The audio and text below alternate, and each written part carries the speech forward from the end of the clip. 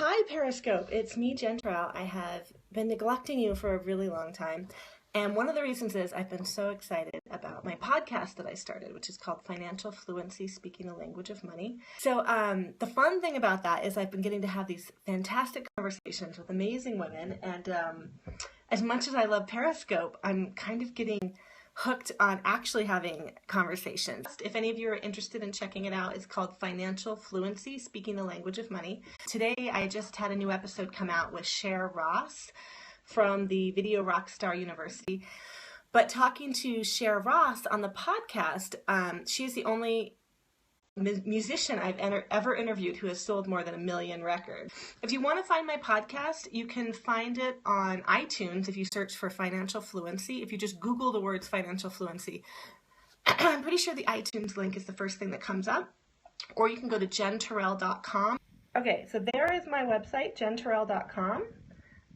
Here is, I do a blog post for each episode, and also in the sidebar you can see here Financial Fluency Podcast. However, the most amazing thing was because I was talking to her on my Financial Fluency Podcast and we were talking about money, I got to ask her, what does that actually look like for a band? This was back in the 90s. She was on those Monsters of Rock tour. She's toured with Led Zeppelin, and however, we talked about the kind of contracts that those giant labels like EMI used to do in the 90s for bands, and they actually went bankrupt. She said that, sure, you get a big advance, you record, they do all this promo for you, and then you end up getting these pages and pages and pages of basically bills against the money that came in from all the sales for all the things the label did on your behalf that comes out of it. And they ended up owing the label money and declaring bankruptcy. And I was just, it made me so sad. I was so shocked by that.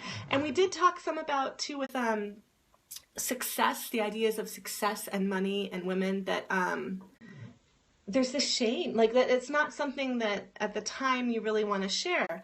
Yeah, major labels are tough. And back then, the bands didn't have very many options. I mean, back in the 80s and 90s, if you wanted to be on MTV and world tours and be on the Monsters of Rock tour, what were you going to do other than sign to one of these big labels? And in their 20s, they were really young. They also didn't really understand these contracts. They went ahead and did it. But anyways, I was getting to my point of the podcast when we were talking about women and money and shame. And just this idea that having debt can make you feel unsuccessful, even if in a lot of ways you are successful. I have a few women that I've worked with who I think are wildly successful in their businesses. Some are lawyers who are transitioning into being coaches or consultants or things like that. And in so many ways, they write for big publications, they have a lot of visibility, but because they went to law school, say, they have a lot of ongoing student debt, and because they're building their business, they aren't being aggressive about paying off that debt, and it can just make you feel weighed down. Yeah, sometimes it takes some debt to get where you're going. Absolutely, but I feel like women more than men tend to have this sense of shame about it. And one of the things I really like with doing this podcast and with starting my new monthly membership group, which is the Mastering Money Matters group, which is on my website if you want to check it out, is that I've tried to create this safe space where women can talk about money to each other. And what I found in there is some of the people who, I'm in other groups with them and we're out in other places.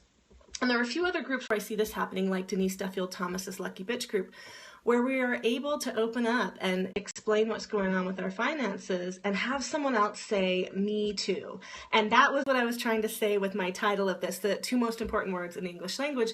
Sometimes those 2 words are me too. Like, oh my God, I felt so trapped by my student loan debt from going to a really expensive school too. Or, oh my gosh, I put so much money on my credit card trying to start my business. I had no idea it would be this expensive to actually get out there, to get seen, to get started and be able to get clients coming in. So I think that having these places where you can do that, you're more comfortable with it. With other people's money can be powerful. Yeah, but hearing that other people are having these same struggles, I think it's really important, because sometimes we can look at the online world, it's that whole like Facebook profile shiny thing, you comparing your worst day to somebody else's best day, or looking at people's fancy vacations and thinking that their whole lives are like that. And it's probably not. Some of the people you think of as hugely successful put a lot of money into getting there. So I think having these conversations is so important. And there's a really high profile coach that I was speaking to the other day, and I've asked her to talk about this on my podcast if she's willing to. But we were talking about her first 6-figure launch. So it was a launch where she got to more than $100,000 in revenue, gross revenue. And when she looked at everything she spent getting there, building the website with the platform, the membership platform, Facebook ads, having people write the copy, sales pages, all this stuff, she said that she ended up netting $9,000 from it.